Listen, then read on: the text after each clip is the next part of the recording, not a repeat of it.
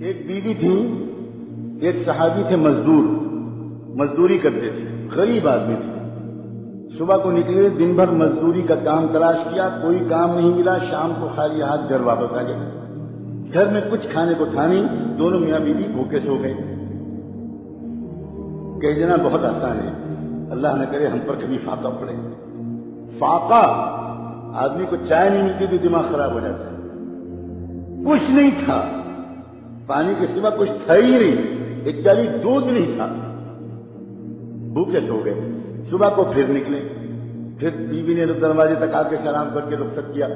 پھر بیچاروں نے دن بھر کام تلاش کیا، پھر شام کو خالی ہاتھ واپس آ گئے، پھر کچھ نہیں ملا. پھر دونوں میاں بیوی دوسری رات بھوکے سو گئے، 2 راتیں اور 2 دن. اب تیسرے دن صبح کو پھر بیوی نے دروازے پر رخصت کیا، وہی سنت کے مطابق مسکراتے ہوئے سلام کر کے. اب وہ شوہر نکلے، لیکن جب چند قدم شوہر چل کے باہر گئے تو بیوی کو کچھ یاد آیا. انہوں نے واپس بلایا، کہا ذرا 1 منٹ میری بات سنیے گا، ایک بات بھول گئی تھی کہنا. وہ واپس آئے. اب جب یہ واپس آئے تو اس بیوی نے کیا کہا اپنے شوہر سے؟ اپنے بیوی نے شوہر سے یہ کہا کہ میں آپ سے یہ کہنا بھول گئی تھی، اس لیے آپ کو آواز بلایا کہ 2 راتیں 2 دن تو ہو چکے ہیں، دونوں فاقے سے ہیں. میری محبت کی وجہ سے آج اگر آپ کو کوئی کام نہ ملے تو کہیں میری محبت کی وجہ سے آپ کوئی حرام لقمہ لے کر مت آئیے گا. تیسری رات ہم پھر خالی بھوکے سو لیں گے، مگر حرام لقمہ لے کر مت آئیں. مجھے بتاؤ، یہاں تھوڑے سے مرد بیٹھے، کس مرد کو ایسی باہمت اور وفا شعار اور ساتھ دینے والی ایسی بیوی مل جائے گی؟ وہ مرد دنیا کا بادشاہ اپنے کو محسوس کرے گا کہ نہیں کرے گا؟ وہ پہاڑوں سے ٹکرا جائے گا صرف اسی ایک وفادار عورت کی محبت کے سہارے.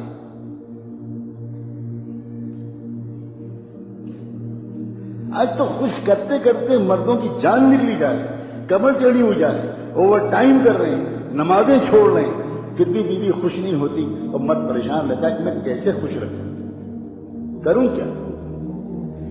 گھر کے اندر کے سکون کا سرچشمہ وہ عورتیں ہوا کرتی تھیں جو یہ کہتی تھی کہ آپ کی صحت مجھے عزیز ہے، آپ زیادہ محنت مت کیجیے، میں چٹائی پر سو لوں گی، پنکھا جھل جھل کے اپنی گرمی کو برداشت کر لوں گی، مگر خدا کے لیے اپنی صحت مت خراب کیجیے.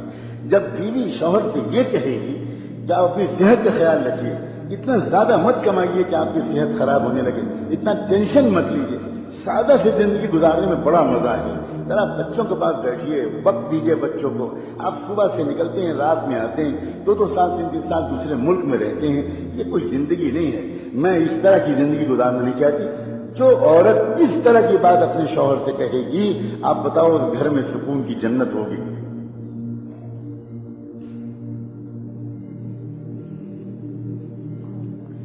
ایک صحابی اللہ کے راستے کے سفر سے واپس آتے ہیں کئی مہینے کے بعد. اب آدمی اپنے گھر واپس آتا ہے، تمنائیں لے کر آتا ہے، ارمان لے کر آتا ہے، خواہشات لے کر آتا ہے، نئے طرح طرح کے خوبصورت خیالات اس کے دل میں ہوتے ہیں.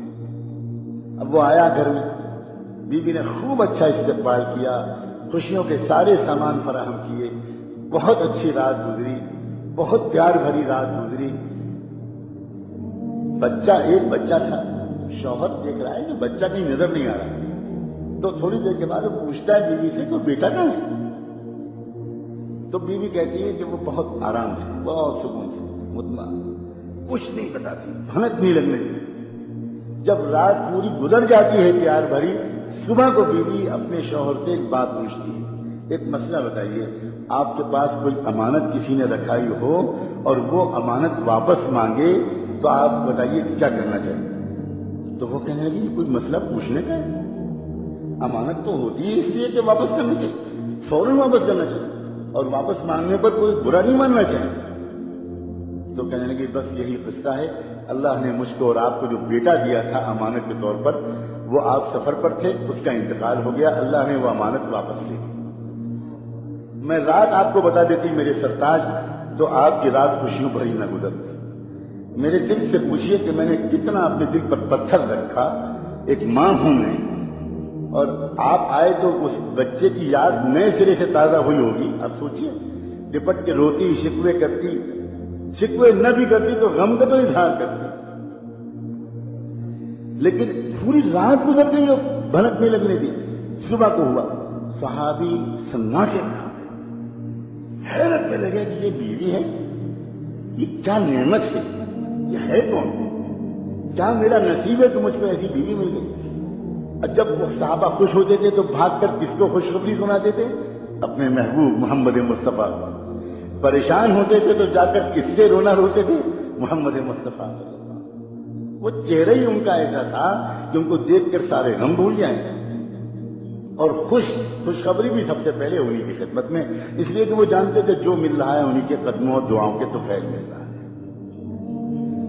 بھاگے بھاگے گئے, حضور کو جا کر یہ خبر سنائی اور یہ بتایا کہ آج یہ رات یہ واقعہ پیش آیا, میں اللہ کے راستے میں گیا ہوا تھا, لمبا سفر تھا, واپس آیا, خوشیوں بھری رات گزری.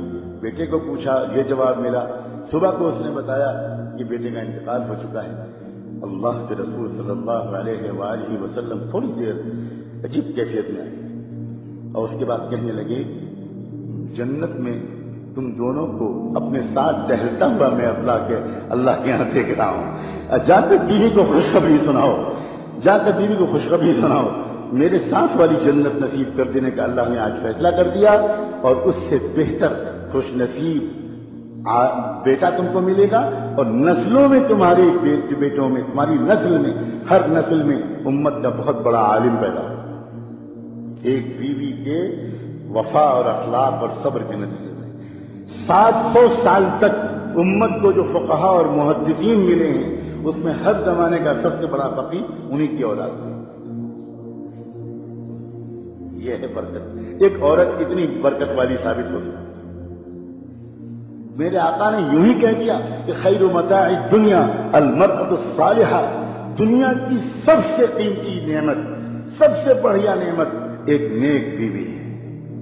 حضور فرما رہے المرأة الصالحہ. اور تو آپ اتنی اہم مخلوق, نہ مردوں نے آپ کو پہچانا نہ آپ نے خود اپنے کو پہچانا. سچی بات. مردوں نے بھی آپ کو کس نگاہ سے دیکھا؟ آپ سے خالی کام نکالے, آپ کو خالی گھر کے کام میں جوت دیا, آپ کو ڈانٹا, آپ کا دل دکھایا, نہ آپ کو ولایت کے راستے پہ چلایا, نہ آپ کو ذکر سکھایا, نہ آپ کو اللہ کی محبت سکھائی, نہ آپ کو تہجد سکھائی, نہ آپ کے اندر اللہ کے رسول کا عشق پیدا کیا, نہ مردوں نے کیا, نہ آپ خود اپنے کو پہچانی. آپ کے خیال سوائے ہونٹوں اور آنکھوں اور چوڑیوں اور بندوں اسی میں لگی رہتی ہیں, خالی اسی کے تذکرے, اسی کی تعریف, اسی کی برائی. اور پھر اس کے بعد جب دل آپ کا چھوٹی چیزوں میں الجھتا ہے تو پھر حسد پیدا ہوتا ہے. آپ اس کے کان بھرتی ہیں, اس کے کان بھرتی ہیں, اس کے خلاف شکایت کرتی ہیں, شوہر کو اس کی بہن کے خلاف بھڑکاتی ہیں, شوہر کو اس کی ماں کے خلاف بھڑکاتی ہیں, پھر ساس اور بہو کے جھگڑے کھڑے ہوتے ہیں, پھر نند اور باورچی کے مسائل کھڑے ہوتے ہیں, اور گھر ایک مہابھارت کا میدان بنتا ہے. اور آدمی اس گھر پر لالچ بھیجتا ہے.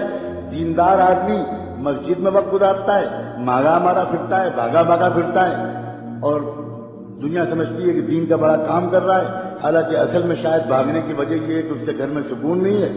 اور جو دنیا دار آوارہ لوگ ہیں وہ شراب خانوں میں اور جوئے خانوں میں پناہ لیتے ہیں, اور صرف اس لیے کہ گھر کا سکون ندارت تھا اس لیے سب چوپٹ ہو گئے. یہ تو گھر کے اندر سکون کے پھیلانے کا ہنر ہے, اور تو تمہارا دین اصل میں یہ ہے.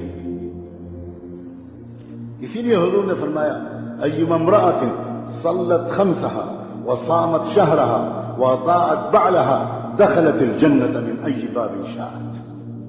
کوئی بھی عورت ہو وہ خالی اتنے سے کام کر لے, 5 وقت کی نماز پڑھ لے, رمضان کے روزے رکھ لے, اللہ نے مہربانی اللہ کے رسول کی, وہ جانتے ہیں کہ میری امت کی عورتوں کو بچے بھی پالنے ہیں, ان کو دودھ بھی پلانا ہے, ان کو بچوں کو پیٹ میں رکھنے کی تکلیف بھی برداشت کرنی ہے, ان کو بچوں کو جنم دینے کی تکلیف بھی برداشت کرنی ہے. اس لیے نسلی روزے میں اپنی امت کی عورتوں سے نہیں کہوں گا کہ وہ رکھیں, وہ خالی فرض روزے رکھیں, انہیں صحت کمزور ہو جائے.